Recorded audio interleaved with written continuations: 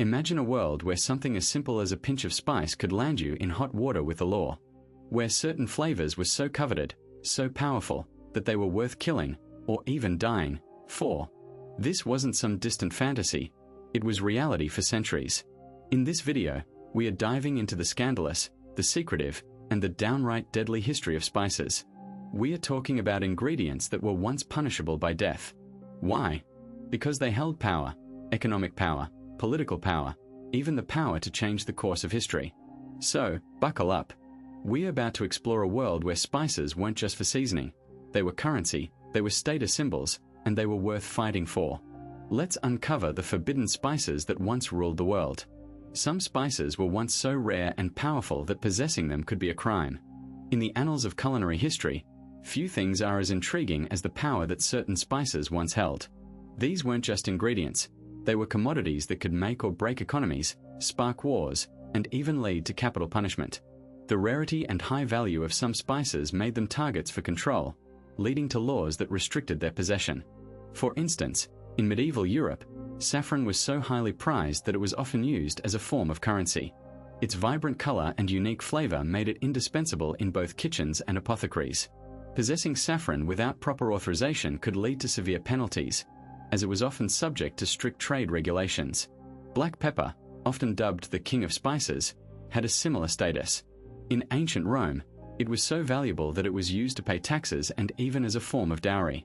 The Roman Empire's demand for black pepper was insatiable, leading to its extensive trade routes. In some regions, hoarding or trading black pepper without a license was considered a serious offense. The spices monopoly was so tight that unauthorized possession could result in hefty fines or even imprisonment. This control was maintained through a complex network of traders and middlemen, ensuring that the spice remained a luxury item. Cinnamon, another highly coveted spice, was shrouded in mystery and myth. Its origins were a closely guarded secret, with traders going to great lengths to obscure its source. The spice was so valuable that it was often used as a gift for royalty and nobility. In some medieval European countries, possessing cinnamon without a royal license was punishable by death. The spice's unique flavor and aroma made it a symbol of wealth and status, leading to its strict regulation. The control over cinnamon was so tight that even discussing its true source could be dangerous. These spices weren't just valuable for their culinary uses, they also had significant medicinal properties. Saffron, for example, was used to treat a variety of ailments, from digestive issues to skin conditions. Black pepper was believed to have warming properties and was used to treat respiratory problems. Cinnamon was used to combat infections and improve circulation. Their medicinal value only added to their allure and the desire to control their distribution. The laws surrounding these spices were not just about maintaining economic control, but also about preserving their perceived magical and healing properties. In medieval Europe, saffron theft was punishable by execution due to its immense value. Saffron, derived from the crocus flower, was once so valuable that stealing it could lead to severe consequences. In medieval Europe, the penalty for saffron theft was execution. This might seem extreme, but the spice's value was astronomical. It was often worth more than its weight in gold. The high value came from the labor-intensive process of harvesting. Each flower produces only a tiny amount of saffron, making it a rare and precious commodity. The spice's vibrant color and unique flavor made it highly sought after. It was used in cooking, medicine, and even as a fabric dye. Its versatility only added to its desirability. The high demand and limited supply created a black market for saffron. This illegal trade further justified the harsh penalties. Authorities aimed to deter theft and maintain control over the spice's distribution. The execution penalty also reflected the spice's role in the economy. Saffron was a significant source of revenue for many regions. Losing large quantities to theft could devastate local economies. The severe punishment served as a deterrent. It also highlighted the spice's importance in medieval society. Today, saffron remains one of the most expensive spices in the world. However, the penalties for theft are far less severe. The spice's history serves as a reminder of its enduring value and the lengths people went to protect it. Nutmeg was once worth more than gold, leading to bloody wars between empires. Nutmeg, a humble spice often found in kitchens today, was once a commodity so valuable that it sparked fierce competition and brutal conflicts among European powers. The tiny seed, native to the Banda Islands in Indonesia, was worth its weight in gold, quite literally. This high value was due to its unique flavor and the belief in its medicinal properties. Nutmeg was used to treat everything from digestive issues to the plague, making it a prized possession. The desire to control the nutmeg trade led to the establishment of colonial empires in the East Indies. The Dutch, in particular, were ruthless in their pursuit of nutmeg dominance. They sought to monopolize the spice trade, going so far as to commit mass slaughter on the Banda Islands to secure their control. This brutal act was part of a broader strategy to eliminate competition and maintain their grip on the lucrative market. The Dutch East India Company, a powerful trading entity, played a significant role in these events, demonstrating the lengths to which empires would go to control valuable resources. The value of nutmeg was not just economic but also symbolic. It represented power, wealth, and prestige. The spice was so coveted that it was used as currency and even as a form of tribute. The Dutch, for instance, demanded nutmeg as part of their tribute from the local rulers of the Banda Islands. This practice further cemented the spice's status as a valuable commodity. The nutmeg trade was a driving force behind European exploration and colonization, shaping the course of history in profound ways. The legacy of these events can still be seen today in the cultural and economic landscapes of the regions affected. Cinnamon trade was controlled by secret guilds that spread myths to hide its origin. The cinnamon trade was once a tightly controlled industry, shrouded in mystery and managed by secretive guilds. These guilds, often operating in the shadows, went to great lengths to obscure the true origins of cinnamon. They spread elaborate myths and tales, creating an aura of exoticism and rarity around the spice. One such myth suggested that cinnamon grew on tall, dangerous trees guarded by fierce birds. According to the story, the only way to harvest the precious bark was to tie a chunk of meat to a long pole, which the birds would grab, allowing harvesters to collect the cinnamon sticks. This tale was far from the truth, but it served the guild's purpose as well. The guild's control over the cinnamon trade was not just about maintaining a monopoly, it was also about preserving their power and influence. By keeping the source of cinnamon a secret, they could dictate the price and availability of the spice. This control extended to the routes through which cinnamon was transported, ensuring that only trusted members of the guild could participate in the trade.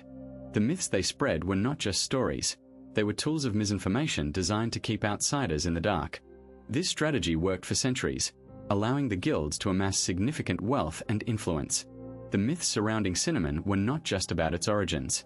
They also included tales of its magical properties and healing powers. Some stories claimed that cinnamon could cure ailments, ward off evil spirits, or even grant immortality. These myths added to the spice's allure and made it even more valuable. The guilds encouraged these beliefs, knowing that the more mystical and desirable cinnamon became, the higher its price would be. This approach was a brilliant marketing strategy, long before modern advertising existed.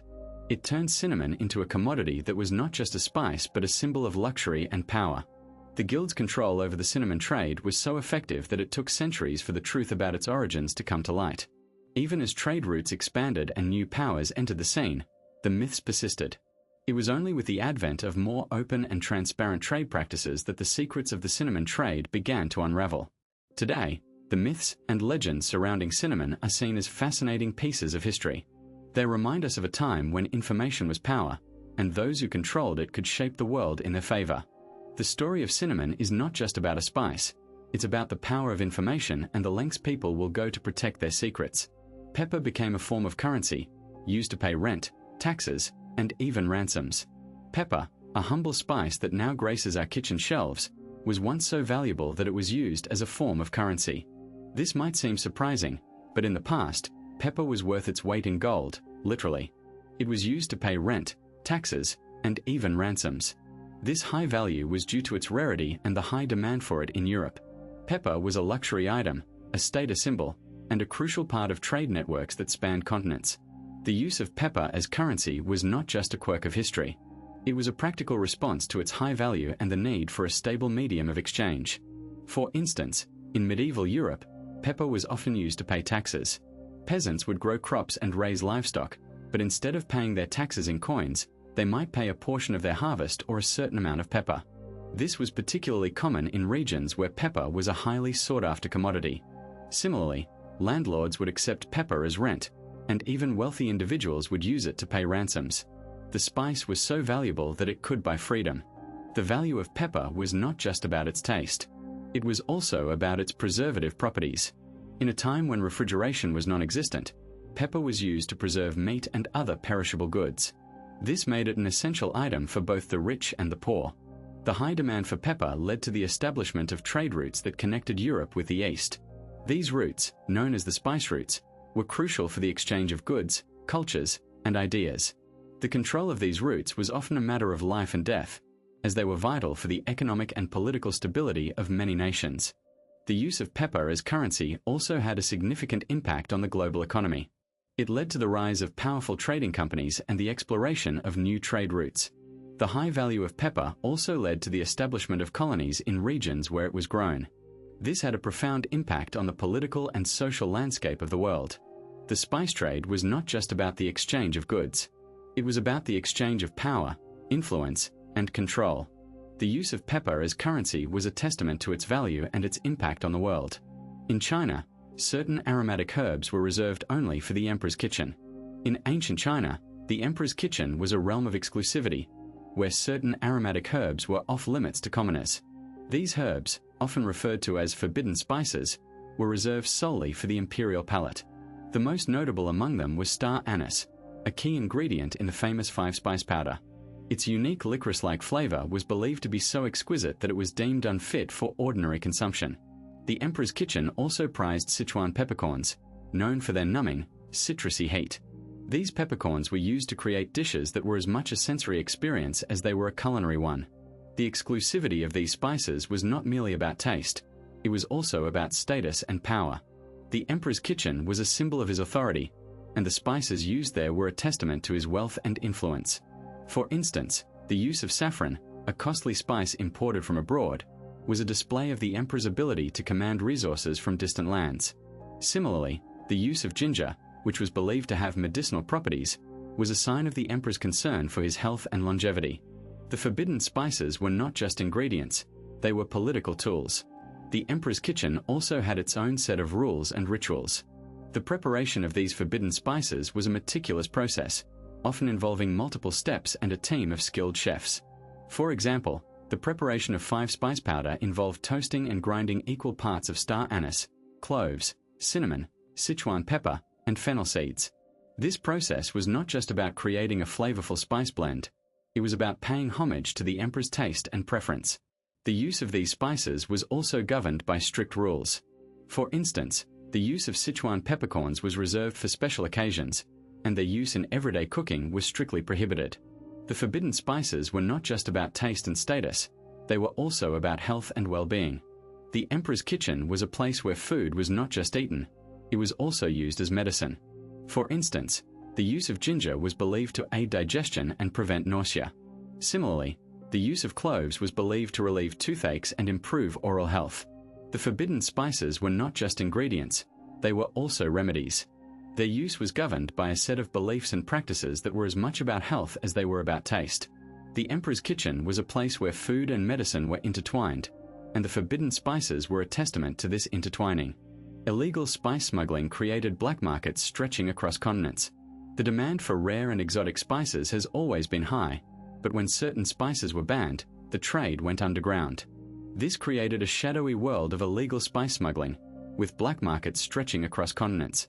Smugglers would go to great lengths to transport these forbidden spices, often risking their lives for a chance at huge profits. The routes were secretive, the methods were clever, and the stakes were high. This underground trade wasn't just about breaking laws, it was about satisfying an insatiable demand for flavors that were otherwise unavailable. Spices like saffron, nutmeg, and black pepper were once so valuable that they were used as currency. When they were banned, the black market flourished. Smugglers would hide spices in false compartments in ships, disguise them as other goods, or even swallow them to avoid detection. The routes were complex, often involving multiple countries and careful planning. For instance, saffron from Iran might be smuggled through Turkey, then hidden among other goods in Europe. The profits were enormous, making the risks worthwhile for many.